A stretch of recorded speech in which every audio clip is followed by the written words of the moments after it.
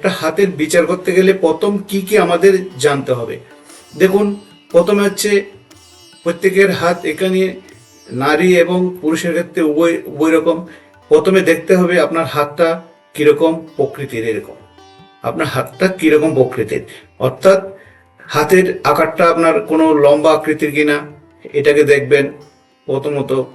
দ্বিতীয় কথা হচ্ছে, সেকেন্ড হচ্ছে আপনার এটা কোনো এটা ছোট খুব সরু প্রকৃতির কিনা, এবং হাতটা কোনো চওড়া আছে কিনা, এগুলোকে হাতের আঙুলগুলো কিরকম লম্বা প্রকৃতির কিনা, এইসব জিনিসগুলো আপনারা প্রত্যেকটা ধাপে ধাপে দেখবেন যে হাতটা কিভাবে হয়। এবার এই প্রত্যেকটা হাত নিয়েও আমি আলোচনা করব যে লম্বা আকৃতির হাত নিলে কিরকম হয়, চৌকো আকৃতির হাত হলে কিরকম হয়, অনেকটা চওড়া হলে সেক্ষেত্রে কিরকম হয়। তো এগুলো প্রত্যেকটা নেগেটিভ এবং পজিটিভ প্রত্যেকটা, এবং আপনারা হাত দেখে বুঝে নিতে পারবেন যে এই ধরনের হাত থাকলে কি ক্যাটাগরি হতে পারে।